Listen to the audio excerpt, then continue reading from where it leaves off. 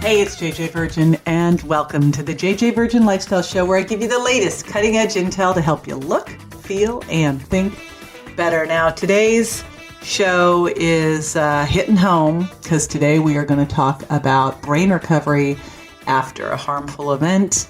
And if you've been following me at all, you know that I have been through my share of this with my son Grant and his traumatic brain injury and his near-death experience.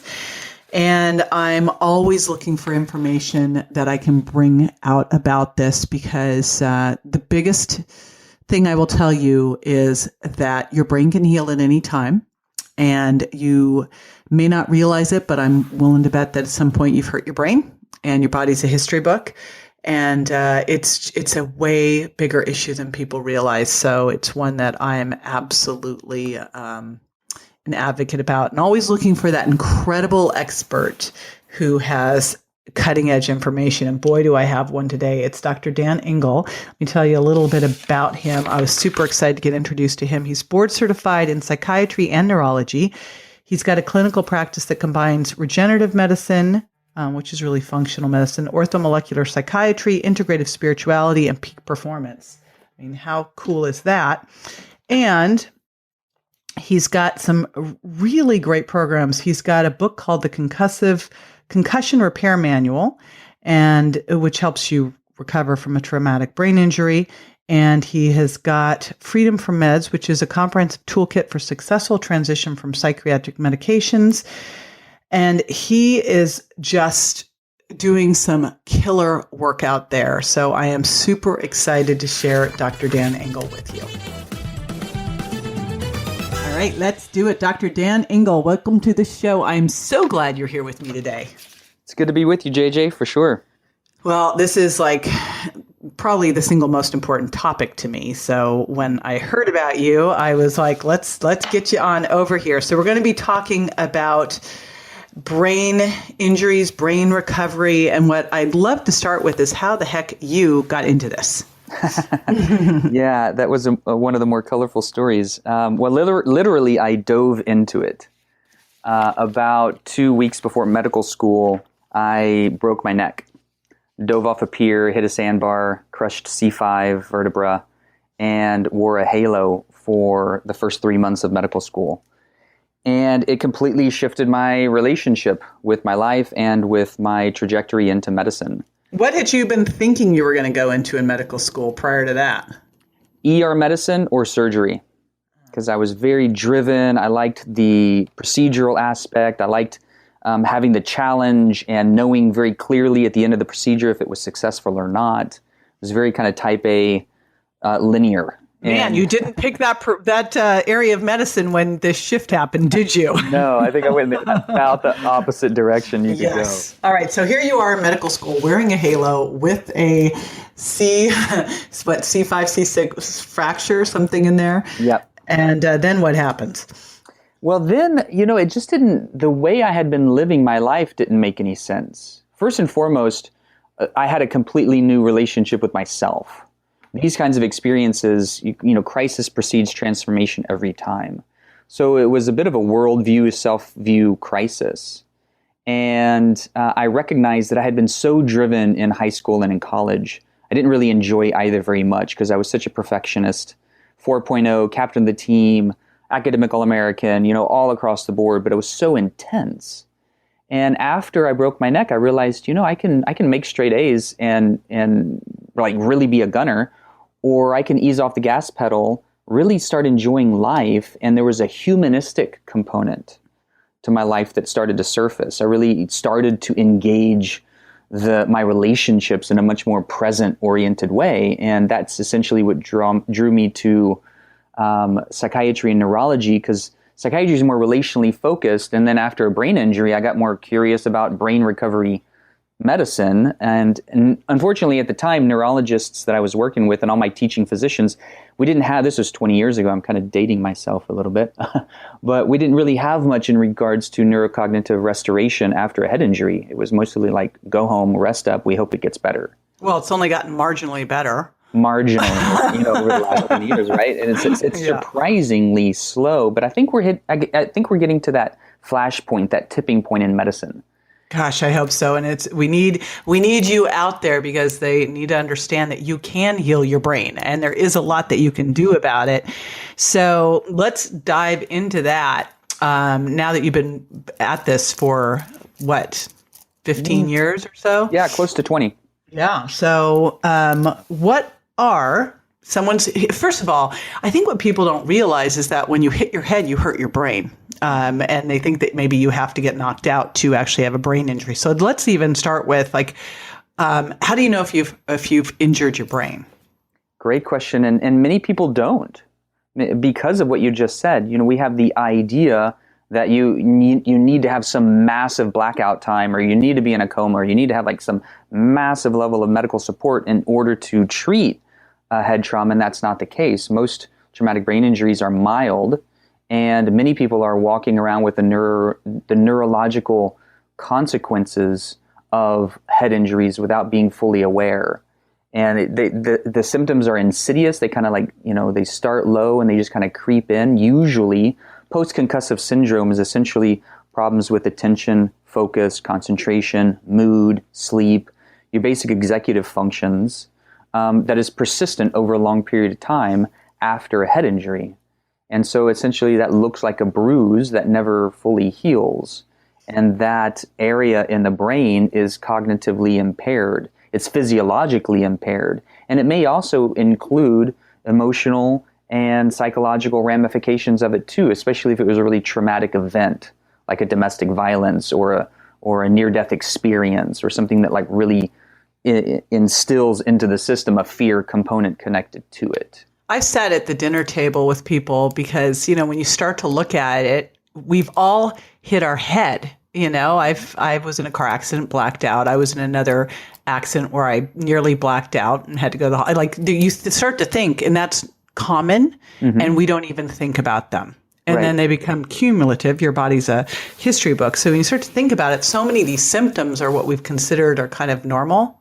Yeah. You wonder how many of these symptoms are, we're telling people they have ADD. Maybe it's just the repercussions of a traumatic brain injury. Yeah, or some kind of cognitive neurological insult, like an infection or inflammation. Something's causing the brain to be inflamed, and it's therefore impairing all of its downstream functions. And the brain's it's a Pandora's box. It's really a fascinating area of medicine. That's kind of one of the reasons I study it. And the severity of a brain trauma doesn't always predict its success in healing. You can take somebody with a severe injury, coma, etc., and they can come out and do better than somebody else who had a mild injury. So the severity doesn't predict success. And my son's a great example. Here's a person who had to learn everything all over again, didn't know who he was. So I'm just going to make that assumption that we've all hurt our brain at some point in our. I think that's the safe thing. So and it's a cool thing to assume too, because the things that help the brain heal also help the brain optimally function. So if everybody just assumed that you had neurological kind of, challenges, or it's particularly if there's the symptoms of problems with depression, anxiety, insomnia, the more the mood, psychiatric, arena, or even ADHD, autistic spectrum, if you just do the things that are neurologically optimizing function, then they secondarily heal the traumas, and then it's a net win. Yeah, and they protect you from if you get hit again, which who knows? Yeah, you never know when that's going to happen. So it's best just be prepared. So let's talk about some of those strategies that you can use to help heal an injured brain and just make a good brain better. Mm-hmm. I like always starting with the basics. We're all made of the same kind of cosmic dust, so to speak, the physiologic makeup. So starting with the basics, let's look at the 5 primary supporters for life: water, light, oxygen, food, and energy. And if we look at the technologies that support that, water, that's everything from hydration to floatation therapy. I'm a huge proponent of floatation therapy because it's so helpful for helping people get centered and stress. Our buddy Joe Polish. We were talking about our buddy earlier, and he right. He had me go and do a float session. Awesome. What'd you think? It was very interesting. I'd like to come back and do it again now that I've started meditating and I've done 40 years of Zen, because when I was first going to do it, I'm like, oh my gosh, 50 minutes with no, like, are you kidding? And what am I going to do? What am I going to do in there for that amount of time? And after the first 20 minutes, where I was just like all over the place fighting myself, then I got completely into it. Then all of a sudden it was over. It was crazy because, 20 minutes was forever. And then I don't know where the other 30 minutes went. Yeah, it's a great summary statement. When you compare it to meditation, it's like meditation on steroids. Yeah. And to have the ability to self-reflect, drop in, center, and then to have that neuroendocrine reset, because most people are walking around in sympathetic overdrive and stress. Stress is the number one predictor of chronic disease. When we can use a methodology that has no downside, there's no negative impact for flotation therapy. Anybody can float. Doesn't matter how big you are, old you are, if you're on medications, if you're fit, not fit, etc. Anybody can float. So I get to geek out on these kind of technologies that have such a benefit to risk ratio, and they support the evolution of our kind of coming back to that more healthful neurologic state of more of a parasympathetic tone, rest and relaxation. So that's just water therapy. And then light therapy are everything from sunlight, vitamin D, getting out in full exposure so that we can optimize vitamin D levels. And vitamin D is a pro-hormone and it helps support all the other hormones, to cold lasers and far infrared technologies and near infrared technologies. And that's a whole nother discussion. But suffice it to say, light therapy has been utilized for decades. Most of the research is European and Russian, and still there are like 11,000 case reports and studies to be able to refer to light therapy. Coming into the third one, we were talking about this earlier in regards to oxygen. Most people breathe shallow. That's also related to sympathetic tone, stress response, and hyperbaric oxygen therapy is one of those technologies that's very good for acute brain trauma. And it's also good for chronic brain repair. There was a really awesome study that showed after a stroke, 3 to 6 months after a stroke, there was still significant benefit in doing hyperbaric oxygen therapy. And so we don't think about HBOT as a cognitive enhancement tool or a brain recovery tool, but it is. And I think it was one of those things that could have been used in Grant's protocol in the acute hospital setting. If I could have talked him into it. Right, right. Yeah. I did it after, but no way. Yeah, absolutely. Okay. The minute we got him out of the hospital, it was like game on. But we had to, I don't know if you know the story. I mean, we had to sneak fish oil in. My gosh, it was, I saw that on the video. Right. Yeah. How phenomenally ridiculous is that? How ridiculous. To sneak fish oil in. They took it to the board and they absolutely said no way. They would only let him have 2 grams. That is ludicrous. Yep. Yes, it is. Yeah. So there. So you think hyperbaric, not a chance. Right. Well, and this is what we want to do more and more, is to bring this kind of science and the relevant research. And this is the nature of the book on concussion recovery. What are the latest scientific validated tools and technologies for repairing the brain? And so the first chapter, and there's the primary therapies or primal therapies. When you look at water, light, oxygen, the next one is food. So there's a whole neurological implication to the food that you eat, being clean, organic, fat-based, or you could call that now more ketogenic, and appreciating that the digestive system is the second brain. And when it's inflamed, it affects the neuroendocrine system and all of the neurohormones and neurochemical cascade patterns in the brain. For example, most of the serotonin in the body is produced and stored in the gut, not the brain. And so when people talk about feeling like crap, it's because maybe they're eating crap and their digestive system's inflamed. And then that fifth one is energy, or specifically pulse electromagnetic field technologies. But that's, those are also based in like Chinese medicine technologies, meridian systems, acupuncture systems, doing qigong, and these kinds of energy practices that do engender more energy in the system. Because after a brain trauma, the master glands are affected, the pituitary, hypothalamus, and pineal. And those master glands affect the rest of the body, the rest of the glands, the rest of the systems downstream. So oftentimes we need to bring more energy into the system, but it needs to be coherent energy. And so one of the things after a brain trauma is it's really important to find a safe, quiet, calm place to heal. And that includes distance from really intense use of electronic devices, being on the computer or the cell phones all the time. There's a hypersensitivity in the system, but we also need to increase the amount of coherent energy coming into the system that can be used for healing. You know, wouldn't it be better if everyone was lowering all of that technology input? Yes. I mean, this is sure. biggie. We just actually did a podcast on this because it is huge. It's huge. Huge. It's bigger than smoking ever was in the 50s and 60s. Yes. Because it's so insidious. It's affecting everybody. And the cultural evolution of our relationship with technology is far surpassing our neurological evolution and ability to compensate for that electrical insult into the nervous system. Like, we haven't evolved our nervous systems to keep up with the technology that we're bombarded with all the time. So it kind of leads me to that, like, the perfect, beautiful segue to the best things to avoid during the brain recovery phase. And I've got to believe that, I know from helping my son with his traumatic brain injury that overstimulation, it very much reminded me of when my kids were babies, and, you stimulated them and then you let them recover. And it was the same thing. The minute he got into an overstimulating situation, even, still now, of course, it throws him. But I think we're probably all like this.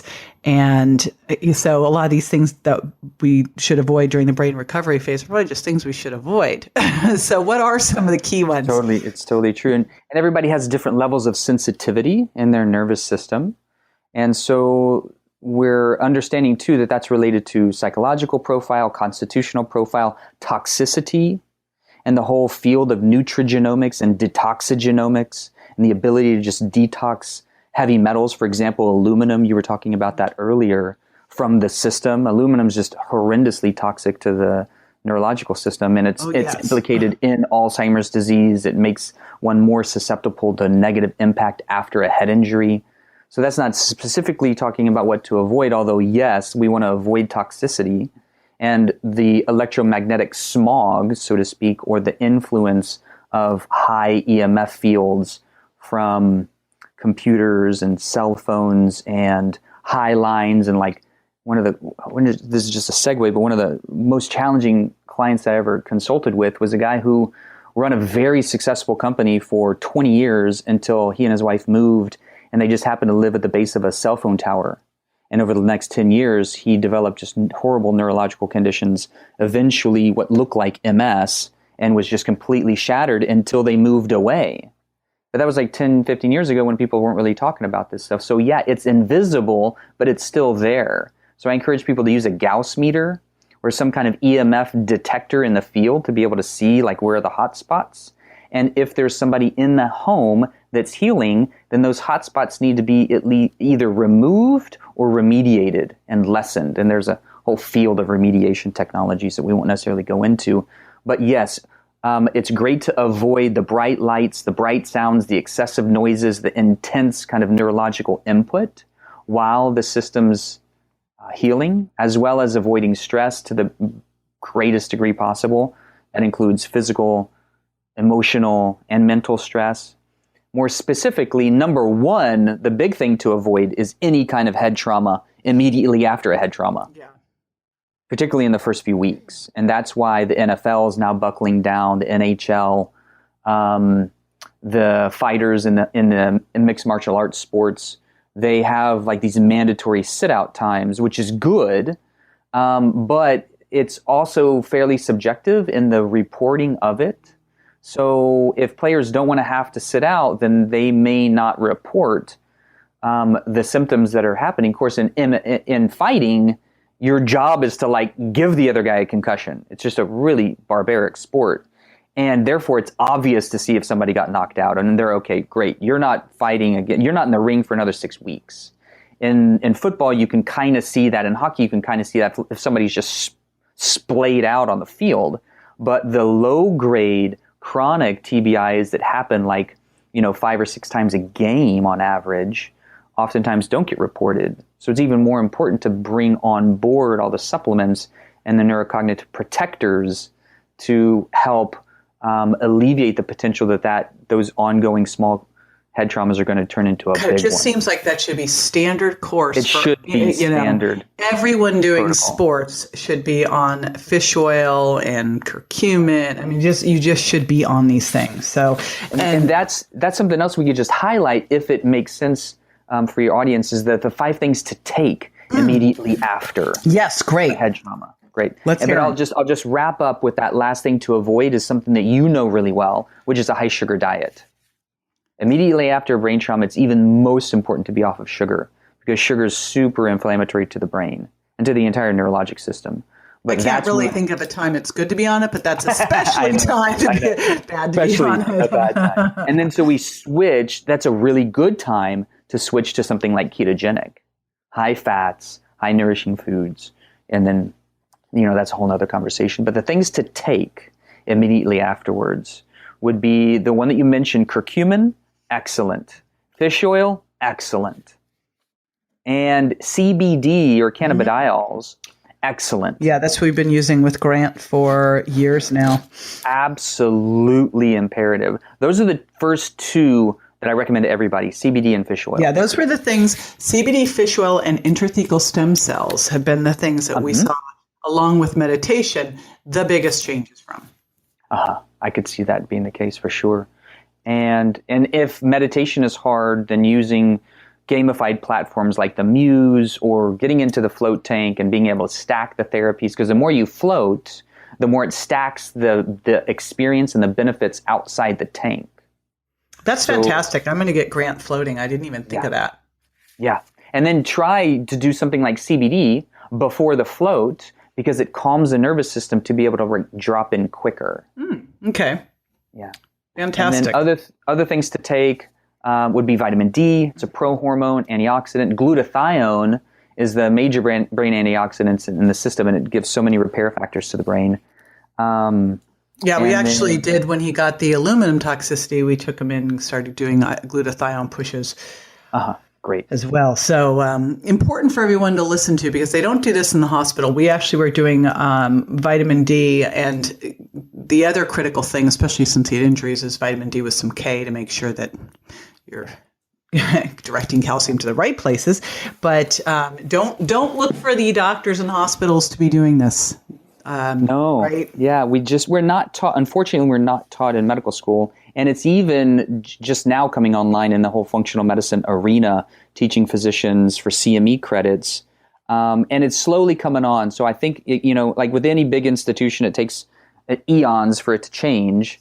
But I do think because of the advent of internet and the availability to share information as you're doing with your platform and having this grassroots movement, I think we're going to see a tipping point in the field of neurology. I sure hope so. I'm out there doing my part because I don't want, right after what happened with my son, and the doctor at the first hospital told us to let our son go, and a couple months later another child died there, and I was actually trying to get to the parents to say, hey, get him out of this hospital because, not the place, they just were like, oh, he's too far gone. It's not worth it. I'm like, well, he's still here. So it's worth fighting for. And I think every parent would agree with that. So I know that you have some cool stuff because you just downloaded a lot of information quickly. And to remind everyone, of course, we do have the show notes, so you'll be able to grab those. But we also have some cool checklists and guides for you that you've provided. So tell everyone what you've got for everybody. Yeah, the first one is a bit of a summary statement on some of the things that we already mentioned, which are like the primary things to do, to take, and to avoid immediately after a head trauma. And that's what I call the CREAM, or the Concussion Repair Manual, the acronym CREAM, CRM, the CREAM checklist. Cool. So I'll send you that over, and that'll be just a nice kind of one-page summary statement. Excellent. And you can get that jjvirgin.com/Dr. Dan, Dr. Dan. Mm-hmm. And then the second one is the top 10 brain and mood foods guide. And is essentially looking at, particularly, I think it'll be helpful for your audience because you're so integrated into optimal nutrition as it up-levels all physiology. And so how does that apply to brain health? And recognizing that these foods are good for repairing the brain, they're also good for optimizing the brain, and they're also good for protecting the brain for any future insults. And I really want to stress that because it's so... You might be listening thinking, I don't have a brain injury. First of all, when you start to look at how many people, 1.7 million people have a brain injury a year, I think it's way higher. I think people don't realize that they actually suffered one because we don't really identify them well yet. And then 5 million people at any time are disabled because of them. And so this is something that you can't, you probably, unless you're a boxer, you can't really say, I'm going to go get a brain injury today. So you really want to be doing everything you can to protect your brain. And having gone through this, boy, I can't emphasize that enough. So I really appreciate everything that you're doing out there. I want to remind everyone to go to jjvirgin.com/Dr. Dan to grab that cool stuff. And I want to thank you so much, not just for being here today, but for this just being such a pioneer out there. I know this is, when you go out and take bold stands like you're doing out there, I know you probably get some flack. So I super appreciate your courage. Yes, you're very welcome. Thanks for that mirror too. It's good work, and we're charged, just like you were charged through your son's recovery process. We have a light and a passion for this kind of stuff, and I couldn't imagine doing anything else. All right, I appreciate that. Now, after the break, I'll be answering a listener's questions, so stay with me.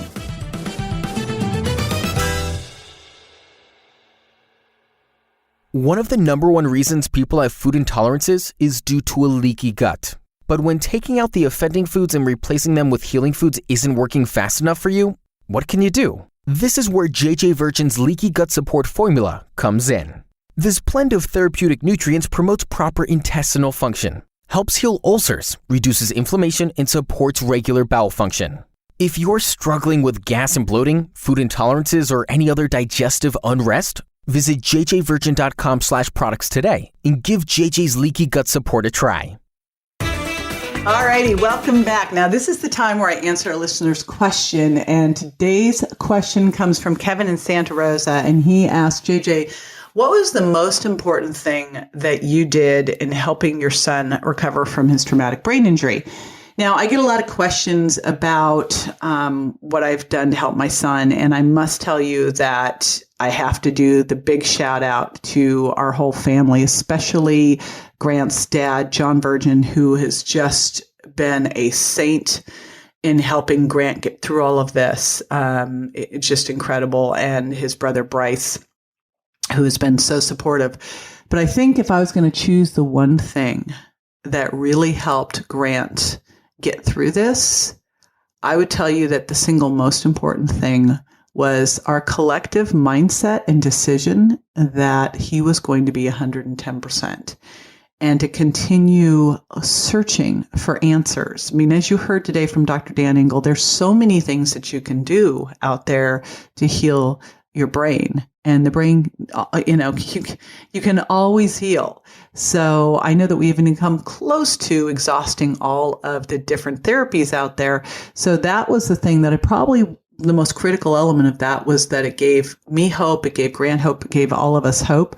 But just that decision that I was going to go out there as this warrior mom and fight for my son to be better than before. And that's a big shift. If you listen to Dr. Dan Engle, he talked about diving off a dock into a sandbar and breaking his neck. And talking offline with him, he talks about how that was the most important thing really that happened to him. It changed the whole trajectory of his career. So that's what I've really been focusing on here is what can we do to get Grant to be 110%? There's so many options out there, and things like fish oil and CBD and stem cells into his spine have been, so incredible for helping him. But I know that we are not done yet, but I also know that there's a bigger component, and I think this is critical too. And the bigger component is, now that we know these things, what can we do to pass them on, to share, to help others benefit? And that's probably the most healing thing of all, if you're at a place where you're down, you're having your own pity party, I find when I get to that state, because we all do, that the single thing I can do to help turn that around is to go out and look at what I can do to help someone else. And that contribution always helps build back that confidence. All right. Now, if you'd like to submit a question, just head over to my Facebook page at JJ Virgin Official. I hang out a bunch there. I do Facebook Lives every week on my show. Or you can do Instagram or Pinterest, leave a question there. We always look for the questions that fit in well with the show. So obviously this one today was just perfect. Now, gratitude. This is the gratitude portion of the show. This is where I jump on and look at the iTunes reviews and read one. And by the way, the whole team reads them, and we all so appreciate this. It's kind of how we get our grade. So I'm going to read this one from CC8462. Looks like her name is Christina. Thank you for the encouragement! Exclamation points. 5 stars. Says, JJ, I love your podcast. I love that they are short and sweet. I just listened to the podcast on forgiveness with Danielle. That was Danielle Laporte. How did you know I needed this message and no bad words today? I'm motivated this morning to keep going with my goals. Alrighty. Love that. And love all of those comments on our iTunes podcast, and love the shares. And I so appreciate all of that. And again, with everything that I do here, I strive to give you information that is actionable, that you can take, listen to, and put into fast action. Now, again, I want to remind you, pick up the show notes, because we do awesome show notes, but also jjvirgin.com/Dr. Dan. You can grab those cheat sheets and handouts that Dr. Dan talked about today, so that you can take this information, because you never know when you're going to hit your head, and you probably already hit it a couple of times. So everything that you can do to have your brain be better is going to make your life better. So get yourself into action. Alrighty. Thanks so much for tuning in, and thanks so much for sharing. Make it a great week. Bye-bye.